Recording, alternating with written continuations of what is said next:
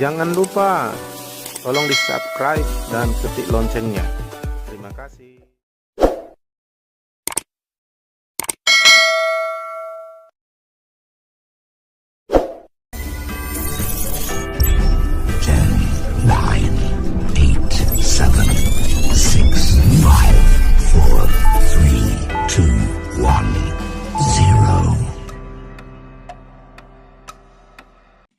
Selamat malam semuanya. Gak asing lah dengan saya ya. Kalau kalian yang di Selected Hero ya selalu jumpa dengan saya. Ya, puji Tuhan. Terus harus mengalami perkembangan sebagai seorang pemimpin rohani. Saya juga harus terus di-upgrade. Bukan berarti sempurna seperti yang sudah ya. Artinya begini, kesempurnaan itu harus terus diperjuangkan. Amin. Sebab Matius 5 ayat 48 katakan, hendaklah engkau sempurna seperti Bapamu sempurna. Bapa kita yang di sorga loh, bukan Bapa yang di bumi ini. Amin. Ya, sebab itu jangan jadi kita salah fokus. Salah fokus beralih kepada sesuatu yang natural. Saya sebagai hamba Tuhan tidak akan pernah mau memanfaatkan firman untuk kepentingan diri saya. Itu saya harus bersih dari situ. Amin. Sebab Allah itu adalah Allah yang cemburu.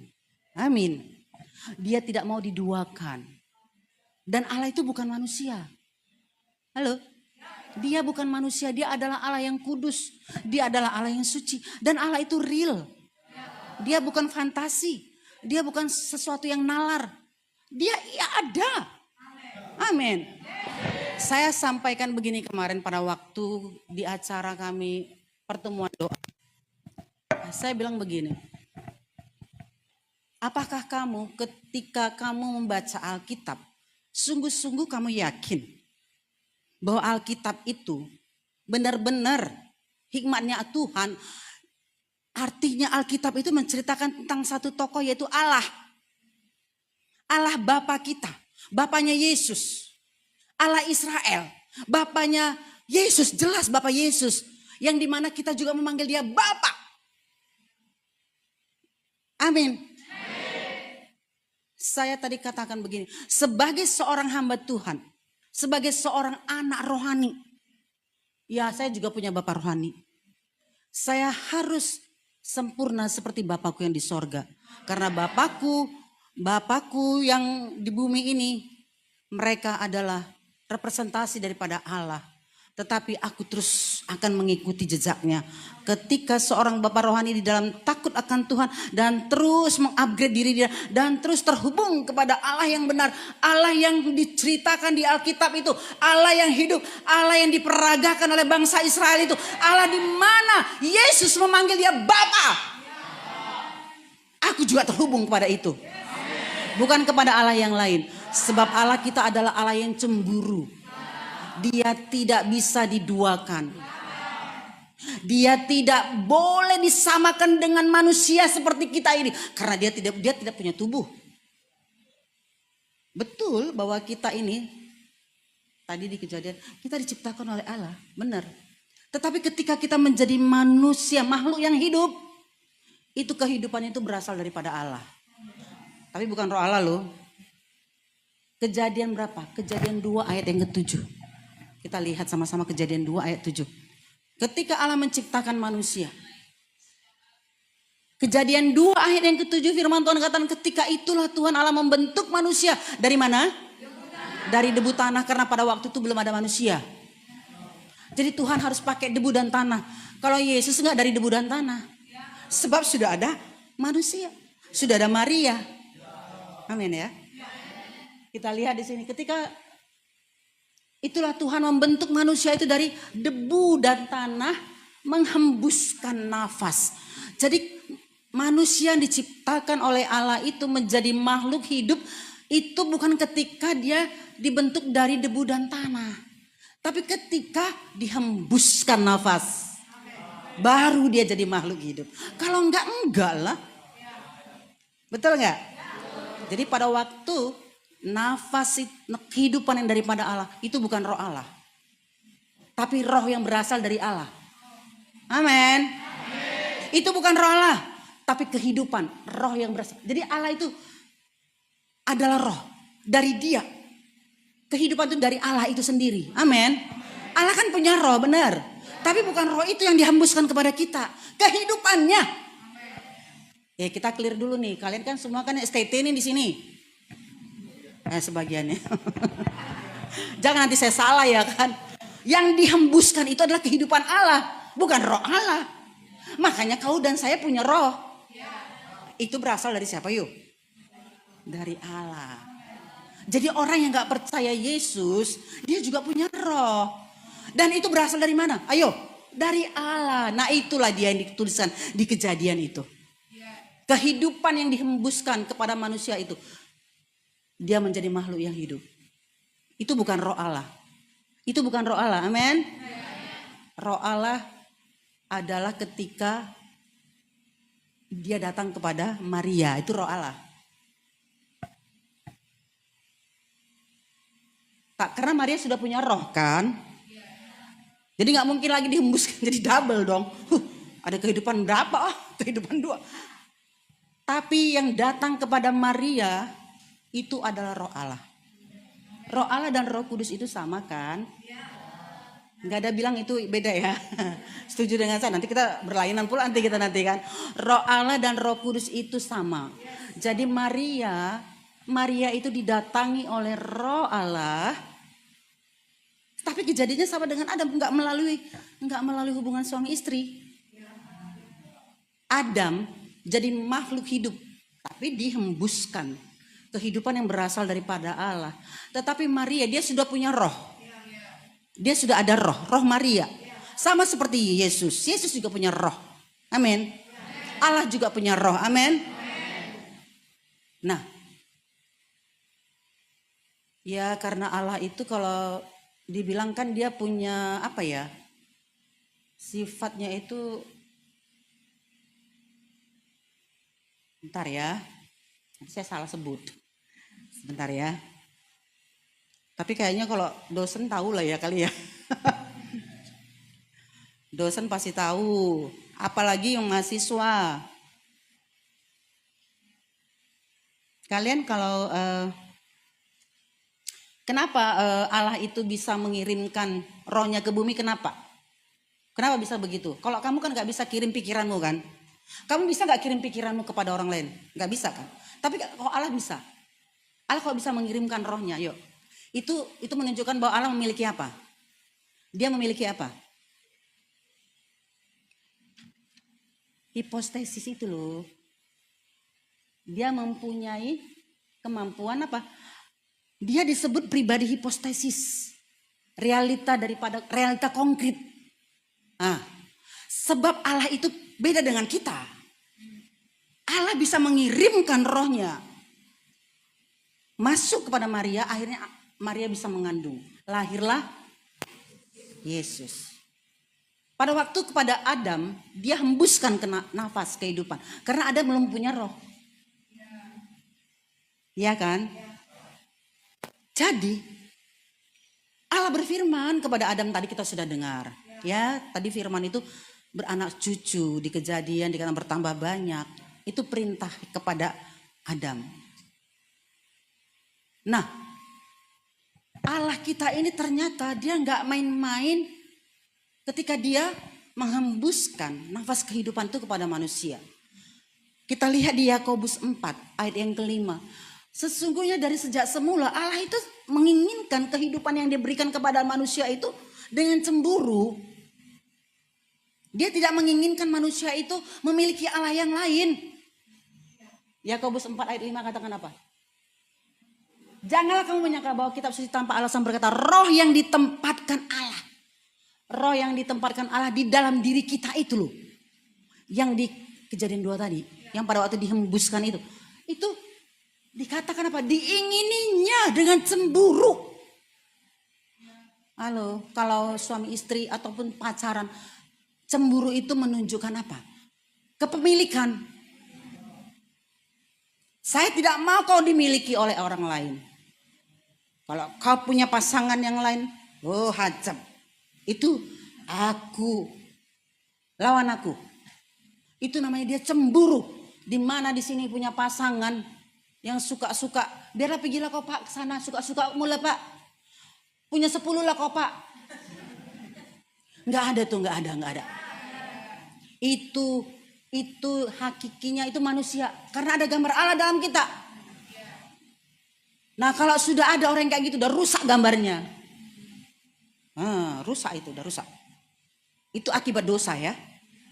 Jadi hakikinya tidak ada orang mau diduakan. Di mana-mana tidak ada. Jadi Allah itu dia cemburu. Kenapa? Karena di dalam kau itu ada kehidupan yang berasal dari aku loh. Jangan kau pakai untuk dirimu. Jangan kau pakai untuk yang lain. Jangan kau duakan aku. Aku cemburu. Allah bilang seperti itu. Aku adalah Allah yang cemburu. Nah kita tahu bahwa Alkitab menceritakan tentang tokoh yang seperti ini. Allah yang seperti ini, yang real, nyata ada. Tadi di awal saya katakan bahwa Alkitab kita ini menceritakan satu tokoh yang sangat luar biasa, itu Allah. Tapi ada banyak saat ini akibat dosa kita tidak segenap hati mencari dia. Kita tidak segenap hati mengenal dia. Padahal jelas-jelas Allah menginginkan kehidupan yang ada di dalam kita. Itu hanya untuk dia. Hanya untuk dia. Bukan untuk yang lain. Bukan untuk yang lain. Halo? Hanya untuk Allah. Yang mana digambarkan tadi. Bahwa Allah itu menciptakan manusia dengan seturut dengan gambar dan rupanya. Serupa dengan dia. Amin. Gambar dan serupa. Jadi di dalam kita ada gambar. Gambar Allah. Nah persoalannya sekarang adalah kita ini kan ya harus terus mengalami dan harus terus berusaha untuk kembali kepada gambar yang sudah rusak itu. Kita harus kembali kepada gambar yang sudah rusak itu. Jadi ketika Allah menciptakan Adam, tujuannya adalah Adam harus berhasil. Gak boleh gagal. Harus berhasil Adam. Tujuan Bapa menciptakan Adam harus berhasil. Tapi nyatanya kan dia gagal ya. Saya rasa nggak usah kita kupas detail kali ya. Nanti panjang kali nanti kan. Yang tahu dia gagal. Oke. Karena sebenarnya itu prosesnya masih ada sebenarnya gitu. Karena memang segala sesuatunya masih mentah sebenarnya. Yang Tuhan beri kepada, yang Bapa beri kepada Abraham itu masih mentah. Artinya tuh Allah memberikan kepercayaan dia ada di Taman Eden dan pada waktu itu semuanya masih mentah kan, harus diolah kan. Ya hewan, hutan-hutan, sungai ada, tapi kan semuanya masih mentah. Nah, Bapa sebenarnya tujuan awalnya adalah Adam mampu mengelola itu.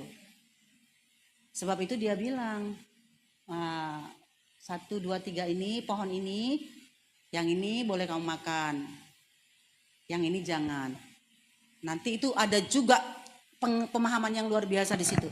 Sebenarnya bukan Allah mau menjebak si Adam, enggak.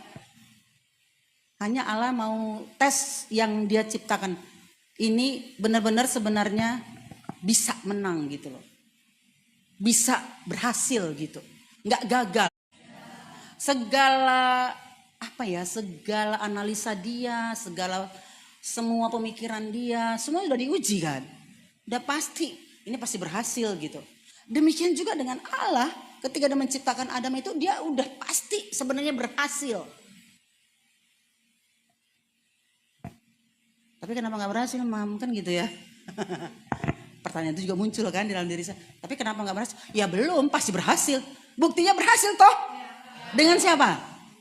Dengan Yesus. Dan Yesus disebut dengan Adam kedua. Kenapa harus Adam pula lagi pakai namanya? Berarti kan sama.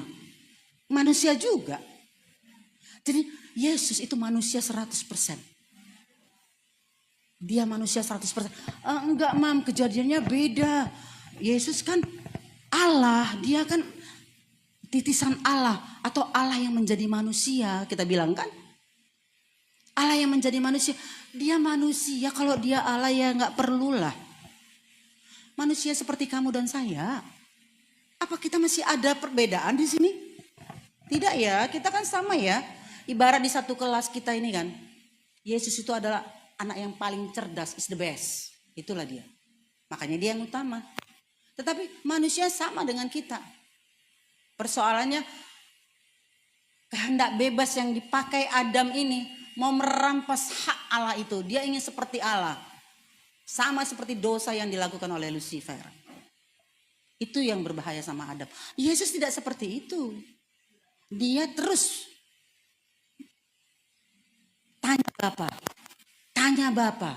Semuanya Bapa. Apa yang kuperkatakan berasal daripada Bapa. Semua Bapa. Lihat, baca di Alkitab dah. Tidak pernah dia berasal dari diri dia. Selalu dia katakan Bapa. Bapa. Itu luar biasanya karakter Yesus ini, luar biasa. Itu yang perlu kita ambil. Kenakan dalam hidup kita. Supaya apa? Supaya kita bisa mengikuti jejak dia. Kita bisa sempurna seperti dia. Dia kan sudah sempurna. Amin. Rencana Allah ini terhadap manusia itu tidak gagal. Tidak gagal. Dia memilih Abraham. Tadi kita sudah baca. Dia pilih Abraham sampai keturunannya. Nah kalau kita lihat di kitab itu kan dari Abraham melahirkan ya misalnya kita katakan ya orang Israel fisik asli, benar nggak? Kan anaknya kan Yakub kan anaknya cucunya kan. Berarti dari keturunan Abraham lahirlah Israel, bangsa Israel secara fisik itu. Namun demikian bangsa Israel ini tidak bisa, kita banyak belajar ya, kita banyak belajar dari bangsa Israel, yes. Tapi bangsa Israel tidak bisa menjadi pola kita. Maksudnya pola akhir. Halo? Dia bukan pola, tapi kita bisa banyak belajar dari bangsa Israel. Karena Allah yang bekerja di dalam bangsa ini Allah yang sama juga. Yang dipercaya oleh kita saat ini. Tetapi bangsa Israel itu bukanlah segala-galanya.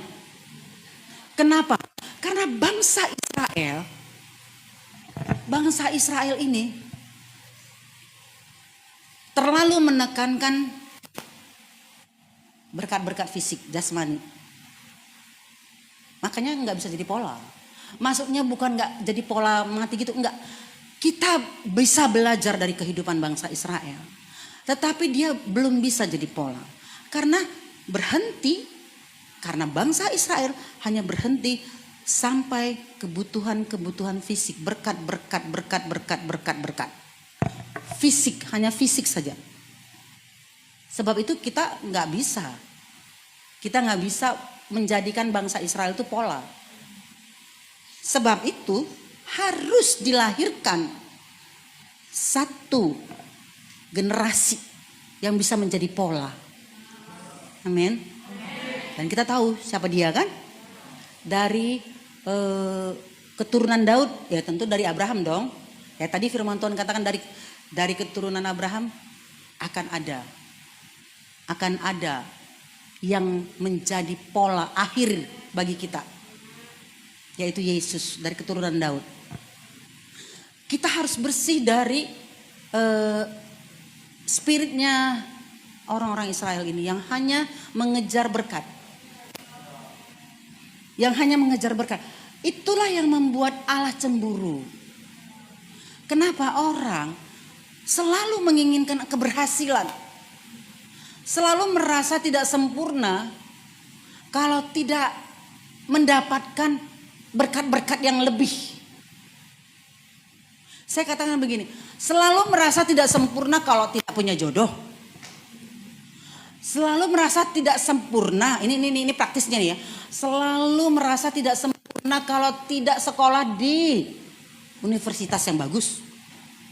Selalu merasa tidak sempurna kalau bekerja misalnya menjadi tukang becak. Selalu merasa tidak sempurna kalau menjadi tukang cuci. Selalu merasa tidak sempurna kalau tidak S3. Selalu merasa tidak sempurna kalau nggak punya mobil. Selalu merasa tidak sempurna kalau rumahnya nggak ada. Selalu merasa nggak sempurna kalau nggak punya anak. Selalu merasa nggak sempurna kalau anaknya belum menikah. Itu pikiran dunia. Saya katakan itu pikiran dunia. Saya bertanggung jawab dengan Allah, itu salah. Kalau gitu nggak boleh kita punya mobil. Bukan tidak boleh. Tapi kesempurnaanmu bukan karena kau punya itu semua. Ada seorang pendeta juga seperti itu. Kayaknya gak sempurna kalau gak punya gedung gereja yang besar. Kayaknya gak sempurna kalau punya jemaat itu sedikit. Sempurna dan megah kalau punya gedung besar. Punya jemaat ribuan, ya kan? Mega church, kan begitu. Akhirnya sempurna. Kalau mereka besar seperti itu, udah dapat bagiannya mereka pujiannya. Yang kecil ini masih punya pikiran seperti itu, nggak besar-besar. Makin terpuruk ya kan. Karena masih punya pikiran yang seperti itu. Udah sedikit harusnya cemerlang dong pikirannya. Gimana sih? Udah sedikit, udah kecil, udah nggak kemana-mana. Sekolahnya juga gak di mana, udah gak punya jodoh, udah miskin. Contoh, ya saya bukan contoh, tapi nggak cemerlang gitu loh. Pikirannya tuh kok nggak smart gitu loh. Kenapa? Kemana nih fokusnya orang ini?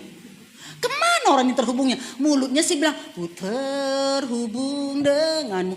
Loh, dia bukan Allah yang fantasi. Saya katakan kembali kepadamu. Dia Allah yang real.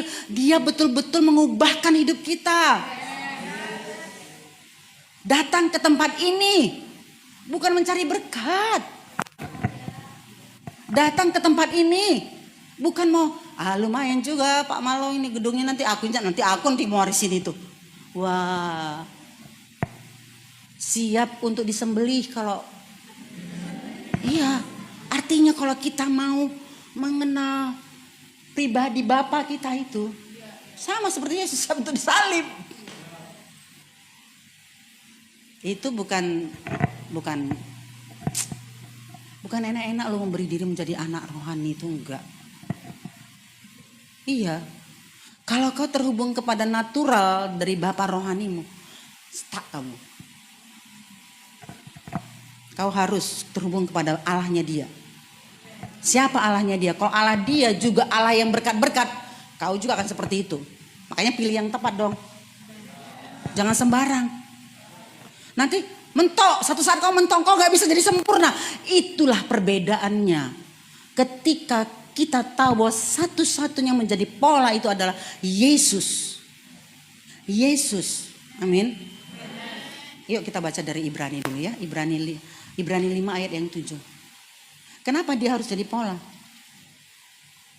Ya, Yesus harus jadi pola kita. Kalau saya sebagai ibu rohani, boleh kalian contoh. Tapi saya akan bilang kepada kalian, pasti akan kalian lihat kelemahan saya. Kalau kalian lihat kelemahan saya, kamu bisa jadi sempurna, nggak masalah. Tapi ketika kamu tidak bebas daripada tadi motif kamu datang itu seperti kayak orang Israel yang hanya berkat jasmani, kan orang Israel kan dulu begitu ya. Makanya dengar tadi yang 4 poin tadi, jadi bangsa yang besar. Oh, kita udah pikir, senang jadi bangsa yang besar. Dan kita apa lagi tadi yang kedua? Ada 4 tadi tuh. Hah? Masyur. Mantap ya. Pikiran kita gitu. Masyur nih, masyur. Ketiga apa? Yang ketiga, Pak. Nah, yang keempat apa? Wih, keren lah jadi anaknya Abraham. Ini kan firman Tuhan. Langsung kita klaim. Nggak tahu kalian. Salib. Penderitaan. Katanya begini. kalau berhenti di situ. Makanya kita lihat pola yang sesungguhnya. Kita lihat Yesus. Ibrani 5, kita mengenakan kehidupan dia, men. Ibrani 5 ayat 7, dalam hidupnya sebagai apa? Dalam hidupnya sebagai manusia seperti kamu dan saya. Dia tuh telah mempersembahkan doa, permohonan dengan ratap, tangis, keluhan kepada dia yang sanggup menyelamatkannya dari maut. Dan karena kesalehannya dia telah didengar. Karena kesalehannya loh. Karena kesalehannya dia didengar. Padahal dia anak Allah kan. Ya harusnya karena dia anak Allah lah harusnya. Benar enggak? Harusnya kan begitu. Karena dia anak Allah dong didengar. Tapi kok karena kesalehannya ya. Amin ya. Dan kalau kita lihat lagi di Ibrani ya, satu lagi kita buka. Ibrani 5 ayat yang ke-8 oke, buka. Dan sekalipun dia adalah anak, kan anak dikatakan. Ia telah belajar loh menjadi taat. Bayangkan, harusnya yang namanya anak Allah, iya kan?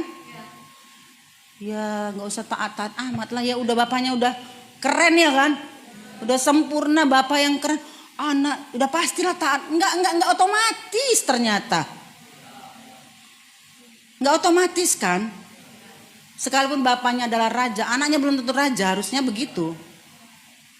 Harusnya kan begitu, tapi kan dunia ini udah penuh dengan manipulasi ya. Presiden, anak bisa jadi presiden ya kan. Sekarang masih wakil, nanti presiden ya kan. Itu contohnya. Nah, sekalipun dia adalah anak, ia telah belajar menjadi taat. Jadi dia itu taat dari apa yang dideritanya. Jadi sebagai manusia, sebagai anak Allah, dia terus mengikuti proses pembentukan dia sebagai manusia dan akan menjadi Allah tentunya, akan menjadi Tuhan kan. Yesus itu kan akan menjadi Tuhan. Kan Allah yang memberikan kepada dia Tuhan. Di Kisah Rasul 2 ya. Nah, kalau kita lihat di sini, Yesus itu waktu dia sebagai manusia seperti kau dan saya, yang luar biasanya dia belajar taat. Kalau dia Allah ngapain dia taat coba? Benar gak? Kalau dia Allah, ngapain dia taat coba? Sama seperti Allah, Bapa itu. Tapi dia sebagai anak, sebagai manusia dia taat. Dan kemudian di ayat yang ke-9 kita lihat, di ayat yang ke-9 dikatakan apa? Dan sesudah dia mencapai kesempurnaannya, berarti dia belum sempurna dong. Sebelumnya dia belum sempurna. Benar gak? Sebelumnya Yesus belum sempurna. Sesudah dia mencapai kesempurnaannya, makanya Matius 5 ayat 8 katakan, hendaklah engkau sempurna seperti Bapamu sempurna. Amin. Kita harus capai itu. Kita harus capai kesempurnaan itu. Sebab Yesus juga mengatakan itu di dalam firman. Dia mencapai kesempurnaannya. Barulah dia bisa menjadi pokok keselamatan bagi semua orang. Kita harus sempurna seperti Bapa sempurna. Supaya kita bisa menjadi pokok keselamatan. Hanya Yesus sih pokok keselamatan yang sempurna. Tapi kita bisa menjadi anugerah bagi orang lain. Kita bisa menjadi berkat. Menjadi gambaran Allah yang hidup bagi orang-orang. Ya saya lebih setuju, lebih banyak lah orang-orang yang harusnya datang menjadi anak Allah harusnya. Harusnya lebih banyak, bukan makin sedikit. Ya kan persoalannya kan kita kan manusia yang terbatas kan ya. Ngurusin banyak anak kan susah. Ngurusin anak 4 aja susah ya kan. Makanya upgrade lu, kamu gak bisa punya anak banyak kalau kayak gini terus. Nah gitu. Karena makin banyak anak itu menunjukkan kapasitas saya. Lagi gimana dengan Allah kita itu. Cuma memang gak banyak juga, cuma 1 anaknya. Yesus aja anaknya yang is the best ternyata. Tapi kan kita juga anak-anak Allah. Bukan hanya Yesus kan anak kan. Kita juga anak Allah. Apakah Tuhan pilih-pilih gitu? Ya gak pilih-pilih lah. Tidak ada Allah merancangkan manusia untuk binasa, ada? Tidak ada. Di 2 Petrus itu jelas-jelas bahwa tidak pernah ada di kitab ditulis Allah merancangkan kebinasaan bagi manusia yang diciptakannya, nggak pernah ada. Jadi Allah sesungguhnya adalah Allah yang kasih. Kenapa dia ciptakan manusia? Kenapa dia ciptakan bumi ini? Karena dia sangat kasih. Dia ingin menyalurkan kasihnya supaya manusia yang dia ciptakan itu tahu bagaimana mengasihi satu sama lain. Jadi di rancangan Allah itu tidak ada. Jadi kawan-kawan kalian yang dulu yang lama-lama sudah tidak datang. Oh kasihan Tuhan, menangislah, merataplah di hadapan Tuhan. Kasihanlah mereka. Kemana mereka? Kalau mereka tidak mendapatkan pengajaran ini. Kalau nggak mereka berjuang bersama-sama dengan kami di sini. Aku aja sini sekarang ini masih berjuang. Jangan kamu pikir kamu aman-aman.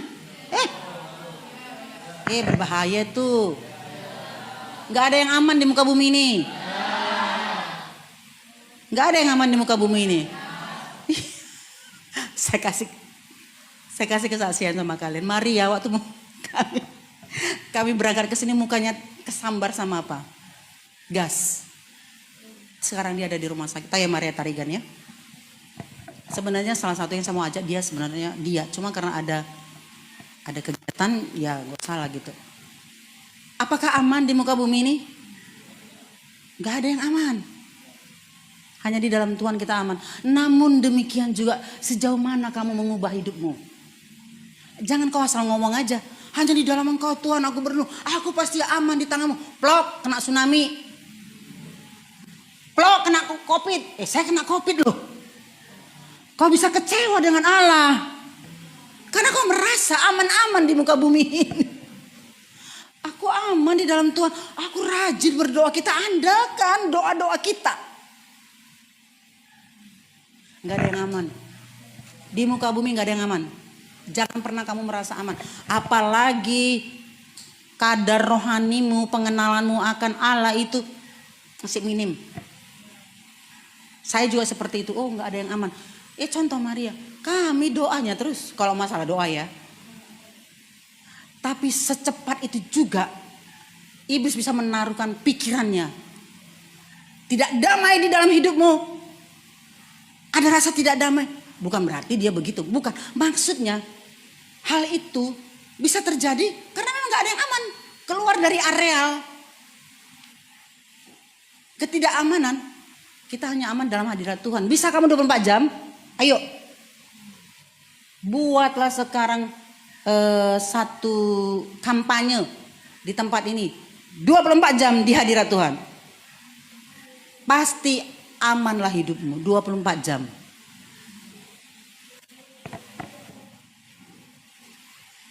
Di surga aja iblis bisa berdosa.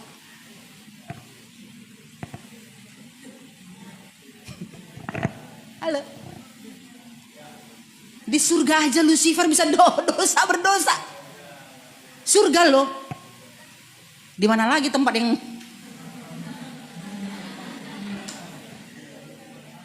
di mana lagi tempat yang aman coba? Di surga aja si iblis tadi aja bisa melawan Allah. Kita bilang 24 jam hadirat Tuhan. Cemana tuh? Jangan pernah berpikir di bumi ini aman. Apalagi jam doanya cuma 15 menit gitu misalnya. Baca firmannya Senin Kemis gitu. Apa nggak jadi sasaran kuasa kegelapan ya kan? Ini orang kalau udah penuh hadirat Tuhan, aku yang tertekan kata si iblis kan. Kapan dia sedikit aja aku masuk. Tapi jangan takut, tetap Tuhan melindungi. Amin. Karena apa? Sadar bahwa kita ini masih pakai tubuh yang fana ini. Jadi kita harus andalkan terus Tuhan. Setiap menit, setiap detik terhubung. Ku terhubung denganmu. Iya harus begitu. Jangan di sini aja ku terhubung ya kan. Saat kau di luar sana pun terhubung. Saat kamu di rumah pun terhubung. Saat engkau di kamar pun terhubung. Itu hadirat Tuhan. Iblis pun sikit-sikit nyanyi, sikit-sikit nyanyi. Terusnya dia mengandalkan Tuhan. Iya. Ini level 1 nggak bisa nih. Nggak pedas itu level 1 sama dia gitu ya. Harus masuk ke level berapa nih? Kasih lagi level 2. Nggak mantap ini. Ya sama seperti kayak Ayub, betul nggak? Iya kan? Akhirnya di level berapapun Ayub menang ternyata. Benar nggak? Di level berapapun. 1, go. 2, go. 3, kena COVID. COVID-nya pergi. Jatuh, stroke-nya pergi. Pakai pasang pacemaker. Nggak apa-apa. Jantung degup-degup. Tidak apa-apa. Level berapa dia tahan. Kenceng nih orang ini. Ya udah, nggak apa-apa. Bukan karena kuat dan ganggu, tapi karena aku tahu kalau belum selesai nggak boleh pergi Tuhan. Betul, belum selesai nggak boleh pergi Tuhan. Boleh saya meper kemarin, meper sebentar ya kan. Sepertinya dia bilang jatuh kok kan. Aku harus bangkit. Sekalipun aku perempuan, sekalipun omak-omak, yes, aku katakan tidak. Pekerjaan Allah belum selesai. Belum selesai, setan, harus gitu ya. Hei setan gitu kan. Belum selesai. Kau coba-coba takut-takutin aku terus. Ternyata Tuhan ingin memperkenalkan dirinya, jangan takut mati ya Ruth. Kenapa? Dengan kematian engkau akan masuk kepada satu kehidupan yang sangat-sangat luar biasa. Luar biasa mulianya kata Tuhan. Tapi belum selesai. Jadi dites lagi nih, tes terakhir. Ada ujian kehidupan lagi nih. Di sesi yang akhir ini. Iya kan usia kan kata udah 63 nih kan gitu kan. Kan 70-80 kata firman Tuhan. Berarti ada 7 tahun lagi atau berapa tahun lagi. Kalau sampai 80 masih kuat ya. Ya 17 tahun lah kan gitu kan. 17 tahun kan singkat itu. Kalau udah sakit-sakit dulu jangan bosan lah gitu ya. Artinya masih tetap kuat gitu. Masih bisa diselesaikan, berarti ada yang harus diselesaikan.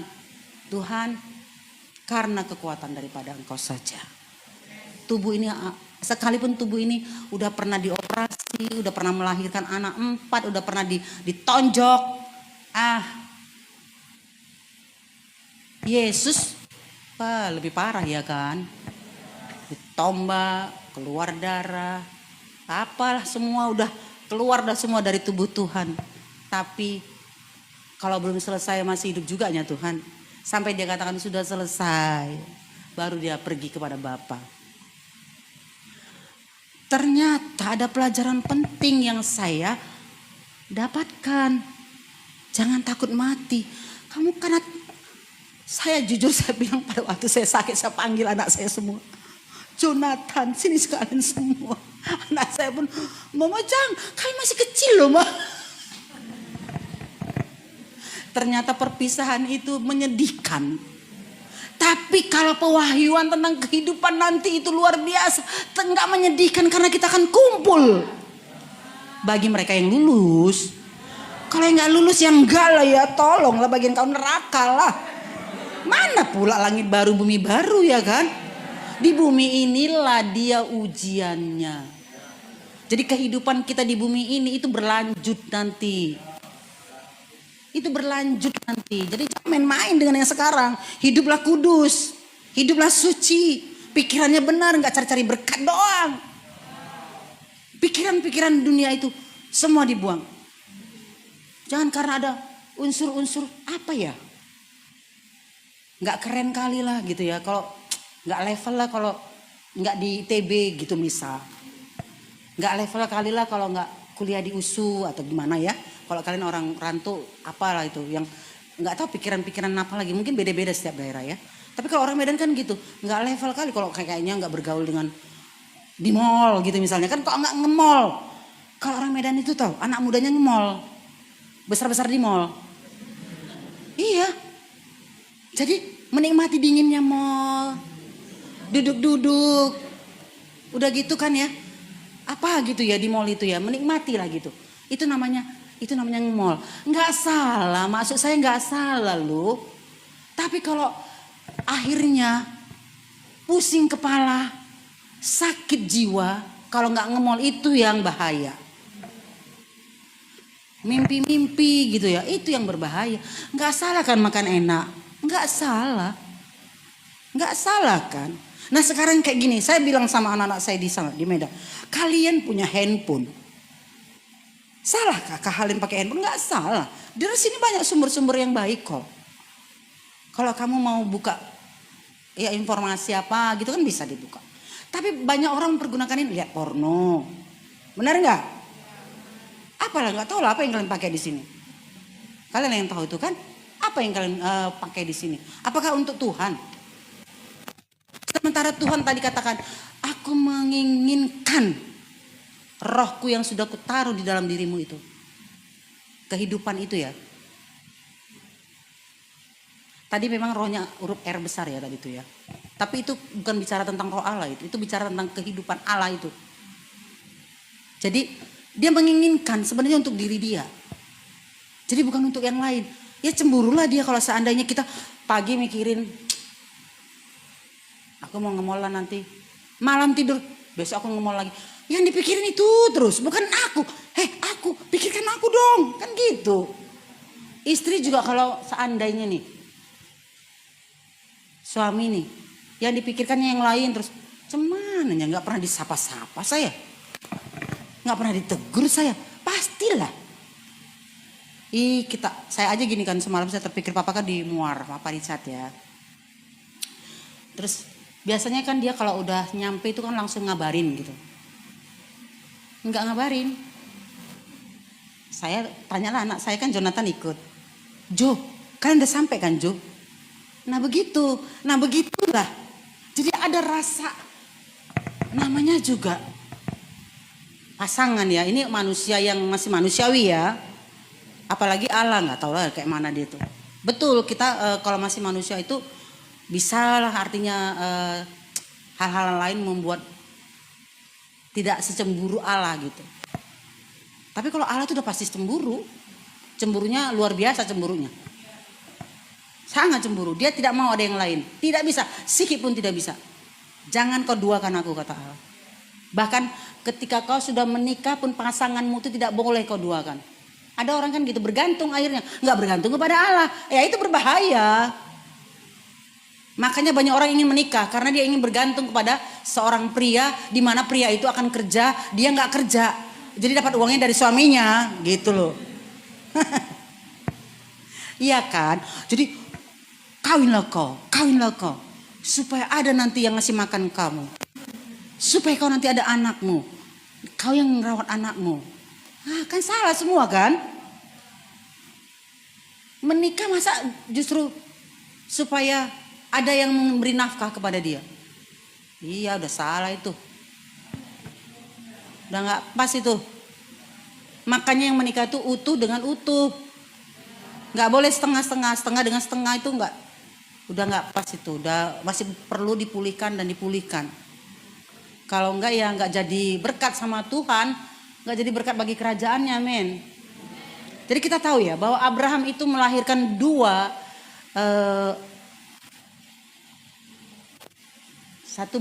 kelompok, satu bangsa Israel.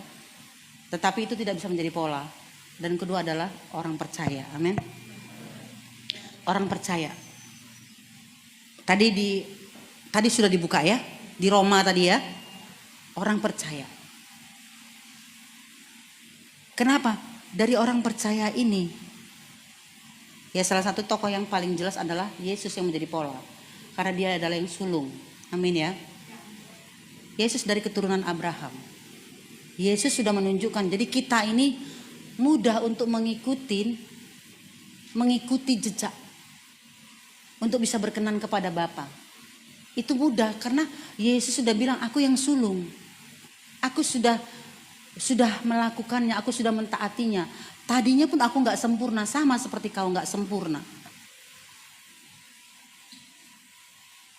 Kita bisa sempurna, setuju gak? Ada yang gak setuju? Ya gak? Benar nih masih ragu kalian saya lihat. Benar bisa sempurna. Ada bahasanya gini, Allah saja yang sempurna, manusia nggak bisa sempurna. Nah, pengertian sempurna ini perlu lagi sesi berikutnya. Iya, itu nggak satu sesi loh, itu banyak sesi itu. Pengertian sempurna itu harus dimengerti dengan benar, sehingga dengan penuh keyakinan kita bisa katakan bahwa kita bisa sempurna. Amin. Kalau sempurna seperti Yesus itu dalam hal apanya? Nah, kita kan perlu tahu. Amin. Ya. Udah, nanti panjang lagi di situ sesi kesempurnaannya gitu. Yang pasti bagaimana rencana Allah semula untuk mengembalikan kita kepada gambar Dia itu harus dikerjakan oleh kita gereja. Jadi sebagai seorang pemimpin, sebagai seorang leader, sebagai seorang Bapak rohani, itu harus terus, itu agendanya. Agendanya adalah membawa umat Tuhan dan termasuk dirinya untuk menjadi gambarnya Allah. Yang sudah hilang, karena Roma 3 ayat 23 katakan manusia sudah kehilangan kemuliaan Allah. Manusia sudah kehilangan kemuliaan Allah. Tapi kemuliaan manusianya nggak hilang kan? Yang hilang apa? Kemuliaan Allah. Kemuliaan manusianya nggak hilang. Artinya apa? Manusia itu bisa melakukan yang terbaik tanpa Allah. Makanya orang yang nggak percaya Yesus bisa lebih dahsyat daripada kita.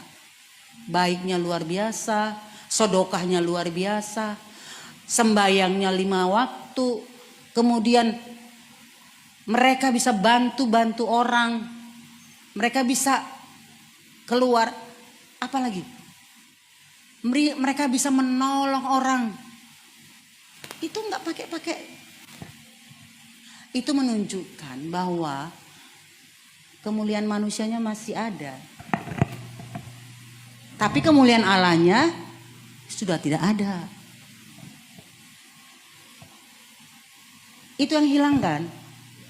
Kemuliaan Allah yang hilang dari manusia itu membuat manusia itu nggak bisa sempurna. Amin.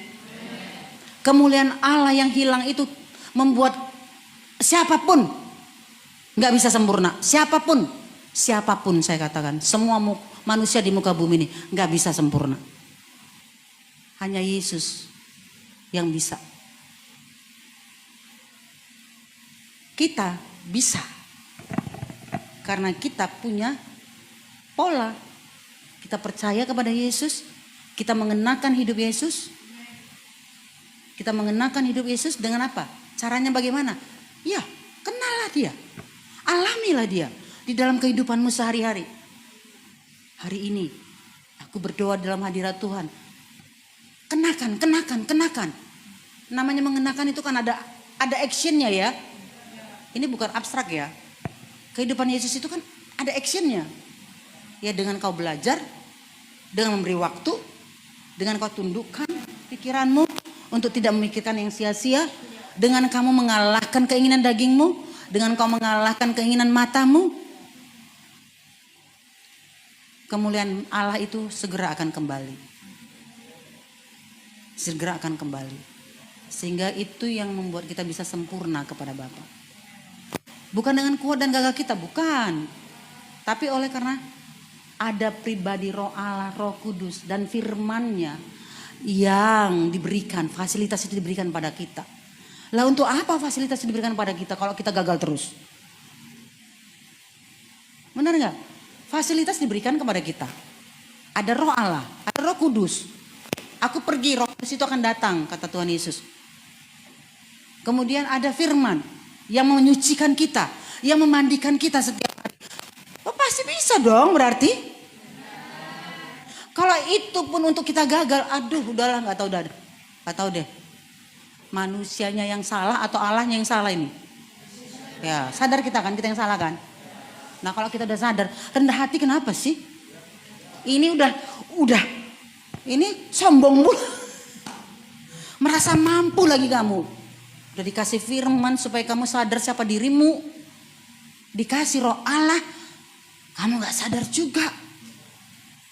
Lambat kali pertumbuhan.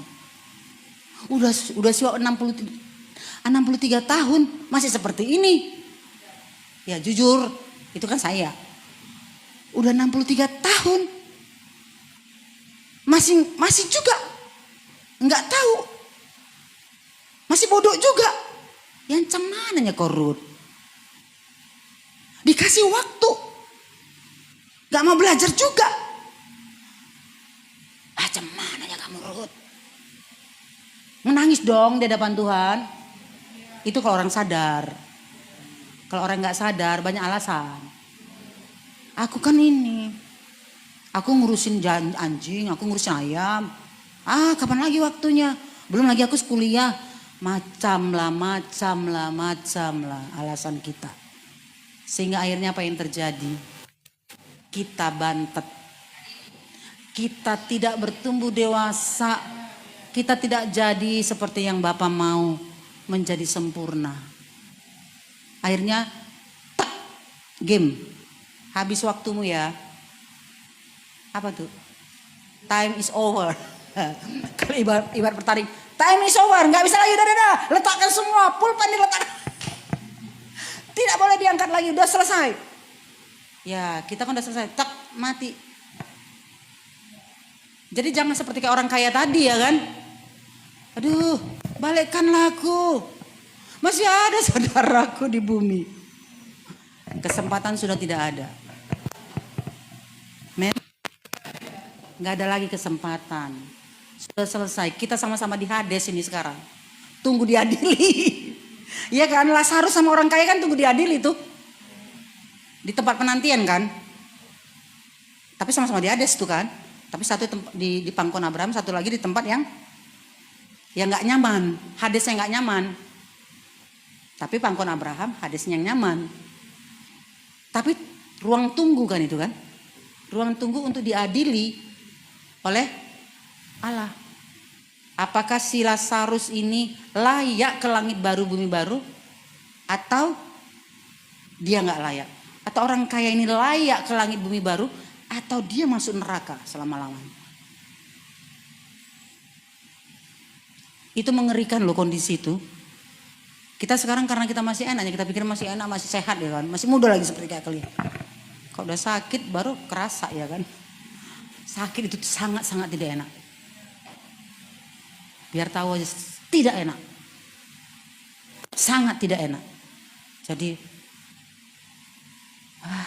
kita memang harus bisa kita tidak mengalaminya, puji Tuhan. Tapi kalaupun harus mengalaminya, lewatilah. Lewati, alami dan lewati. Dan bersyukur, jangan berdosa. Jangan berdosa. Kalau kita dimasukkan kepada keadaan-keadaan yang tidak enak, banyak masalah, banyak pergumulan, ini sakit di sana, sakit di sini, butuh uang di sana, nggak ada uang di sini, datang yang sana mengatakan begini-begini, semuanya itu, semua boleh terjadi, tapi bilang kepada Tuhan, luluslah aku dari sini. Ini keadaan tidak mengenakan, makanya nggak ada yang nyaman di muka bumi ini. Siapa yang bilang nyaman di muka bumi ini? Nggak ada. Pergi pun ke mall di sana dingin, sejuk udaranya, nggak nyaman.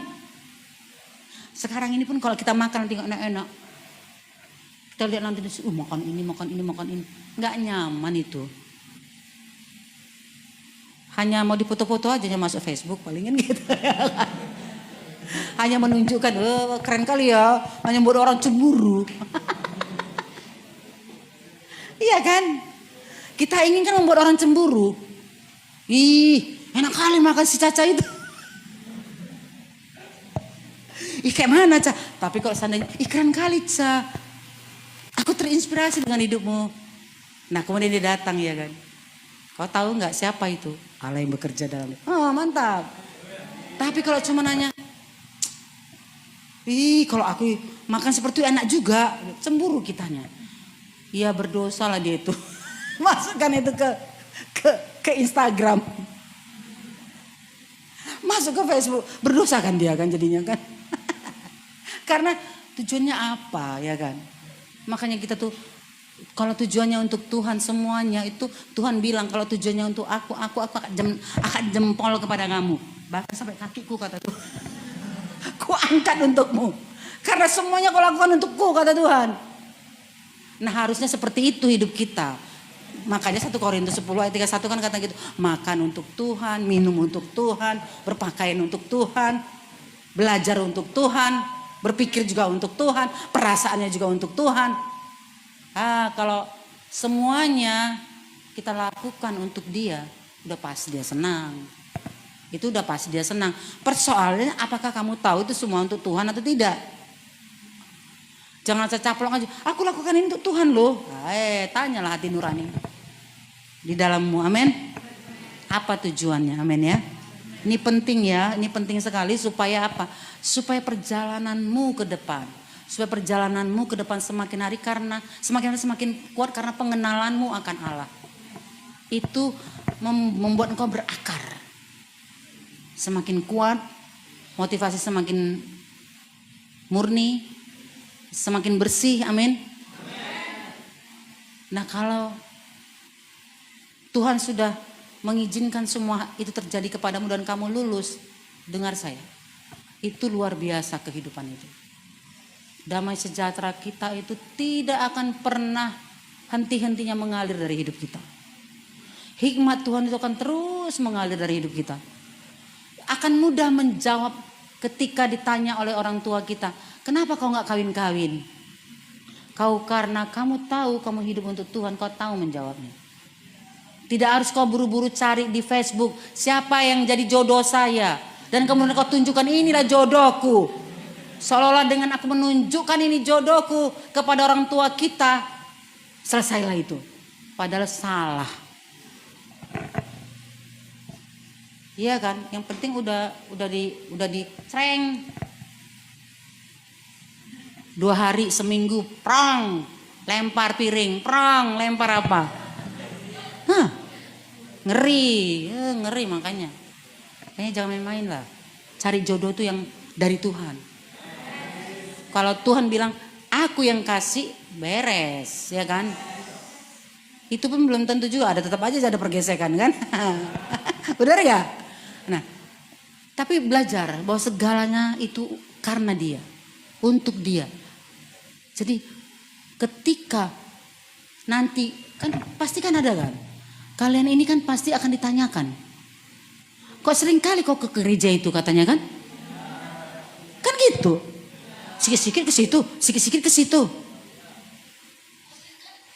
Benar. Kok sikit-sikit ke situ? Pulang sekolah ke sana kau. Apa yang kau dapat di sana? Jawabnya yang bener lah. Jangan sakiti hati bapak rohanimu. Makanya waktu itu kami bilang sama kakak-kakak kalian yang udah ada usia jauh tinggi. Jangan kau salahkan gereja ini ketika kau gak punya jodoh. Lah kalau orang belum ada yang suka sama kamu kayak masa saya paksa, dari mana saya bilang. Bahkan dibilang kau ke gereja itu udah lama kali, kerjamu pun gak beres. Ya ampun, saya bilang, apa hubungannya pekerjaan dia gak punya jodoh dengan gereja yang dia di mana dia ikut terus? Berarti gak punya hikmat. Gak ada perkataan yang bisa disampaikan kepada orang yang menanya itu. Yesus 12 tahun bisa menjawab ahli Taurat. Betul gak? Usia 12 tahun loh. Dia bisa menjawab ahli Taurat itu. Itulah hikmatnya luar biasa. Itu bukan diperoleh dengan otomatis. Itu karena belajar itu. Dia tunduk kepada Bapa, hubungannya dengan Bapa begitu erat. Dia takut akan Allah, dia takut sekali sama Bapa. Dia begitu hormat sama Bapaknya. Dia belajar. Makanya pertanyaan-pertanyaan ahli Taurat itu bisa dijawab sama dia. Luar biasa ya. Nah kitanya belum seberapanya kan, benar gak? Waktu ditanya masih bersalahan. Kayak ditanya guru. Dari mana 4 kali 4 itu 16? Dari mana kau tahu tuh? Itu kita yang gak tahu. 4 kali 4. Ya gitulah katanya 16. Dari mana itu? Nggak tahu, kita akan menjabarkannya kan. Ya seperti itu, kita harus memang, ayo, ini bukan sesuatu yang fantasi ya, nalar gitu ya. Artinya Allah itu real. Jadi apa yang ditulis di Alkitab tentang Allah kita itu harusnya kita alami juga. Kita alami, harus kita alami. Karena dia bukan hanya sekedar teori di Alkitab itu. Kita harus mengeluarkan Allah yang di Alkitab itu menjadi kehidupan kita. Kita harus perjuangkan. Apapun kata, kita harus perjuangkan sama-sama. Sampai titik darah penghabisan. Amin. Sampai maut akhirnya membuat kita selesai. Memisahkan kita maksudnya dengan dunia ini ya. Kita harus perjuangkan. Sekali Tuhan tetap Tuhan. Sekali Allah tetap Allah. Amin. Sekali Yesus tetap Yesus. Tidak boleh ada yang lain. Hanya Dia pilihanku satu-satunya. Dan tidak boleh ada yang lain. Kita bersyukur untuk hamba-hamba Tuhan yang betul-betul merepresentasikan Bapa, yang terus mengeluarkan kebenaran-kebenaran yang membuat kehidupan roh yang di dalamku itu diinginkan oleh Allah. Semakin dia berapi-api, semakin dia menyala-nyala. Itulah yang benar. Saya tidak akan menolak orang-orang yang seperti itu. Tapi kalau membuat saya nggak benar, cepat-cepatlah tarik diri. Siapa itu? Ya banyak kan yang didengarkan di luar sana kan. Ya jangan kita dengarkan orang yang memang hanya tujuannya adalah kepentingannya. Harus kepentingan Allah satu-satunya yang benar. Harus kepentingan Dia satu-satunya yang benar. Amin. Tidak boleh ada Allah yang lain. Kalau ada Allah yang lain itu udah penyembahan berhala. Allah tidak mau diduakan. Dia kudus. Jangan kompromikan itu. Kita harus tetap fokus kepada Allah yang benar itu. Memang begitu kok firman Tuhan katakan. Yohanes 17 ayat 3. Benar enggak? Itu ayat berapa tuh? Ya, coba kita lihat. Inilah hidup yang kekal itu. Yohanes 7 ya. Ayat yang ketiga. Inilah hidup yang kekal itu.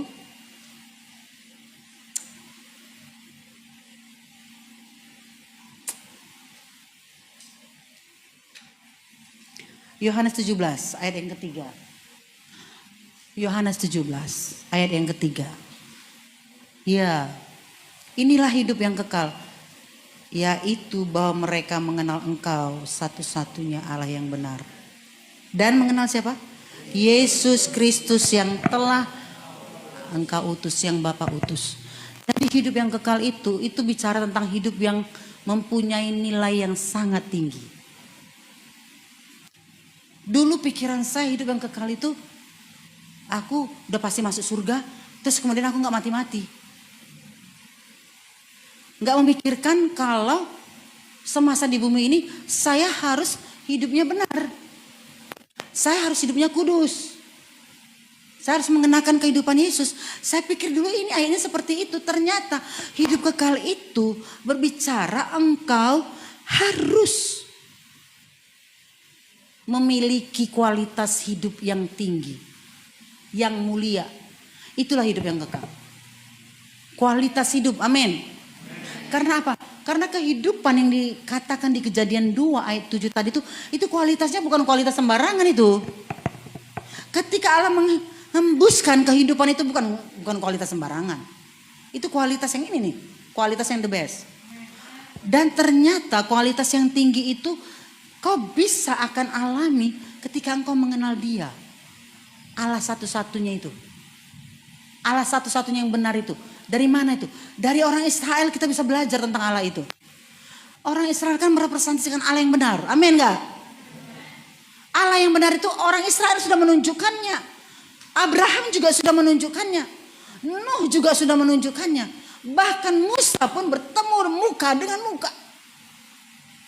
Allah yang seperti itulah yang akan menjadikan hidup kita itu bernilai tinggi. Dan Yesus, amin.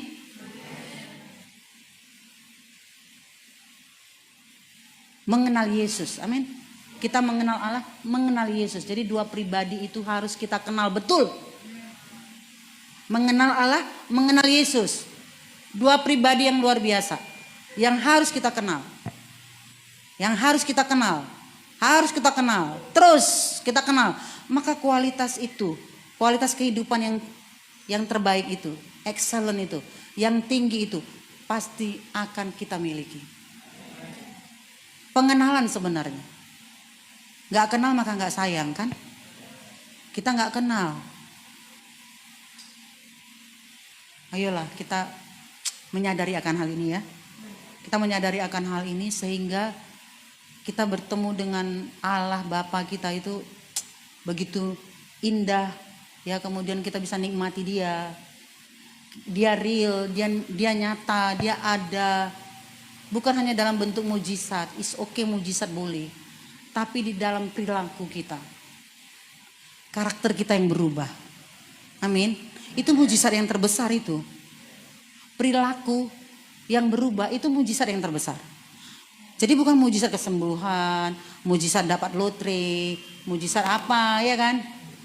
Mujizat dapat jodoh, mujizat dapat anak yang punya apa ya, punya gelar yang seberapa. Itu bukan mujizat yang sesungguhnya. Mujizat yang sesungguhnya adalah perilaku hidup kita yang semakin hari semakin cemerlang. Amin. Perilaku yang semakin cemerlang dan kemudian gambar Allah itu semakin nyata kelihatan. Ada orang sekarang disembuhkan loh, mujizat terjadi, tapi karakternya nggak berubah. Di KKR terusnya maju. Siapa yang maju ke depan? Dalam nama Yesus sembuh. Aku sembuh. Tapi nggak berubah. Nggak cemerlang itu. Nggak wangi. Basi bau. Iya. Sebentar kan kita kan jadi harum-haruman kan. Karakternya cuma cari berkah doang. Cepat. Hamba Tuhan siapa? Catherine Kuhlman. Siapa? Datang. Aku nomor 1. Karena aku mau sembuh. Aku sakit. Kan begitu banyaknya. Ya saya juga dulu begitu loh. Bukan saya bilang diri saya dulu itu begitu tuh. Datang hamba Tuhan ini. Datanglah saya. Cepet saya datang. Keren ini. Tapi setelah pulang KKR sama aja ternyata. Tidak ada yang berubah. Karena gak ada tekad, gak ada niat, gak ada passion. Untuk mau menjadi gambarnya Allah kembali. Kemuliaan Allah itu kembali dalam hidup dia. Gak ada passion yang seperti itu. Oh Tuhan, aku menyadari dulu yang seperti itu. Tapi Tuhan tetap mengasihi. Dia tetap sayang kepada kita. Amin. Temuilah Tuhan dimanapun kamu berada. Jumpailah dia. Perjumpaan bukan hanya di ruangan ini. Saat engkau sendiri. Saat engkau berada di kamarmu. Renungkanlah betapa banyak kali yang harus dirubah. Karena perubahan itu adalah mujizat yang terbesar. Betul. Oh, aku menyadari ternyata aku masih takut. Oh, ternyata aku menyadari aku masih khawatir. Oh, aku ternyata menyadari kalau aku itu masih masih menyogok Tuhan dengan kalau bisa Tuhan kawinlah anakku. Kalau bisa Tuhan begini. Gak penting lagi lah kamu bawakan itu kepadaku, kata Bapak. Udah, ajari aja anakmu takut akan Tuhan. Ajari aja mereka belajar tentang aku. Pasti masalah itu semua kecil kali semua itu. Gak bisa rupanya Tuhan datangkan dari ujung bumi sana jodoh anak saya. Bisa lah. Kenapa gak bisa? Siapa dia ya kan? Dia bukan manusia. Dia bisa mendatangkan dari seberang ujung bumi sana. Bisa.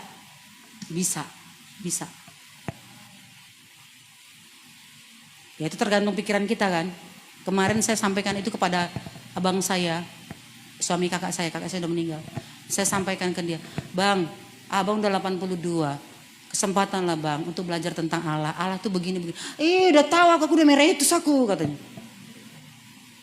Gitu ya bang. Keren kali lah abang bilang gitu. Tapi kata-katanya begitu. Aku bilang enggak, masih ada kesempatan bang, belum selesai nih waktu abang masih ini, udah kanker prostat tuh. Masih ngomong begitu. Menganggap udah emeritus dan sudah mengenal Tuhan. Aku bilang, bukan itu maksudku bang, Allah itu tahu bang. Allah itu dekat dengan kita, Allah itu ada di kita. Aku bilang, abang tahu gak perasaan dia? Abang mengerti gak hati dia? Tahulah, kok gak tahu? Kok tahu aku udah melayani 100 tahun? Kok 100 tahun? Dia udah emeritus itu berapa ya? 10 tahun atau berapa? Dia dapat gelar itu. Udah diamlah saya, daripada debat saya pikir, ya sudah. Sehat-sehat ya bang. Seperti itu. Yang penting saya sudah sampaikan bahwa Allah itu real loh bang. Kalau dikasih kesempatan begini bersyukur aja. Kenalilah Tuhan. Udah gak bisa kemana-mana, udah tempat tidur. Ada orang yang begitu. Gak lembut hatinya, udah di tempat tidur. Ada yang lembar uang. Kau kulihat agak-agak tampilanmu agak banyak uangmu kelihatannya katanya. Kau tinggalkanlah uangnya. Kau udah uang cepat dia. Nah begitulah manusia. Karakter manusia. Udah di ujung tanduk. Masih seperti itu. Maksudnya ternyata karakter itu udah tua pun belum tentu berubah. Saya jujur saya bilang. Saya harus benar-benar mempraktekkan ini Tuhan. Sampai sungguh real aku melakukannya di dalam kehidupanku. Aku mengerti di mana saat engkau telanjang aku memberikan baju. Di mana saat engkau lapar aku kasih kau makan. Di mana saat engkau haus ya di Matius 25 ya. Di mana saat engkau haus aku kasih minum. Itu bukan apa ya, bukan terjemahan. Banyak tuh orang miskin sana kasih aja mam. Bukan itu maksudnya. Tapi di mana saat aku lapar engkau memberi aku makan. Itu menunjukkan apa? Menunjukkan bahwa Allah itu bisa hadir di muka bumi ini dalam bentuk yang kita tidak sangka-sangka gitu loh. Oh ternyata aku disuruh memberikan baju kepada orang yang telanjang itu. Telanjang jadi secara rohani dia nggak pakai baju kan. Karakternya buruk sekali. Nah Tuhan kebutuhannya apa? Kasih dia baju. Matius berapa? 25 ya kalau nggak salah. Itu Matius 25 ada itu. Itu menunjukkan bahwa itu kualitas hidup kita sebenarnya. Kita bisa peka suara Tuhan. Ternyata ada orang-orang yang dimana saya bisa memberikan pertolongan tepat pada waktunya. Tidak sembarang. Ya kami juga di sana adanya compassion, kami kasih makan orang-orang yang gak mampu. Ada 300 orang kami kasih makan. Ya tapi kan Tuhan bilang kalau itu merupakan kebiasaan itu pun udah salah. Tapi itu harus kamu lihat betul bahwa ketika kau lihat aku telanjang kau kasih aku baju. Ketika engkau lihat aku lapar kau kasih aku makan. Ya Allah ingin kita mempraktekkan itu dalam kehidupan kita. Amin. Dan itu tidak mudah, saya katakan tidak mudah. Itu tidak mudah. Tapi yang tidak mudah belum berarti tidak bisa. Kita bisa melakukannya. Mari kita lakukan itu dalam kehidupan kita. Kita dalam pengenalan akan Tuhan yang semakin hari, semakin dinyatakan di dalam kita. Kita semakin tahu bahwa kehidupan kita adalah perlombaan. Kita harus fokus kepada Tuhan. Amin. Kita harus fokus kepada Dia. Memang di Ibrani katakan setiap orang yang percaya kepada Tuhan, dia masuk ke dalam perlombaan. Iya kan Ibrani kan? Ibrani 12 ya. Betul ya Ibrani 12. Setiap orang percaya Tuhan, dia masuk ke dalam perlombaan. Semua kita masuk dalam perlombaan. Enggak tua, enggak siapa aja pun. Enggak pendeta, enggak jemaat, semua. Itu hanya untuk pendeta aja tuh. Enggak. Jangan-jangan nanti kalau lihat di sana, para pendeta yang paling saya bukan mengecilkan, saya menceritakan, saya kan juga pendeta. Saya sedang ngeri juga ini ya. Itu membuat saya lebih was-was jadinya gitu. Jangan kau anggap, kamu pikir kau tes dirimu, uji dirimu Ruth. Jangan kau hanya cuap-cuap aja, kayak mana kamu gitu. Maksudnya ya juga ya gitu. Nanti di sana nggak salah nih. Loh, saya di bumi paling banyak ngajar nih. Kita bilang gitu. Yang diajar lebih dahsyat daripada yang mengajar. Karena yang diajar ini ternyata lebih cepat mengenakan hidup Tuhan tadi gitu loh. Daripada yang ngajar ini gitu. Makanya yang ngajar ini perlu memang menyadari lah gitu. Menyadari. Sadar. Iya. Harus, ya Tuhan. Gitu ya. Jadi kepekaannya semakin naik gitu. Kepekaannya semakin tajam. Oh iya, sensitif dia. Oh ya mulai. Nah, kalau kamu sudah kau sadar di situ, kau akan mudah untuk melakukan yang Tuhan inginkan. Kau mengerti perasaanku, kata Tuhan. Kau mengerti apa yang ada dalam pikiranku. Kalau kamu mengerti apa yang ada dalam pikiranku, maka aku akan mudah terlihat dari hidupmu. Kamu adalah suratan yang hidup. Amin. Oke lah. Saya rasa nggak usah malam-malam kali ya. Panjang kan ya. Cukup kali ya.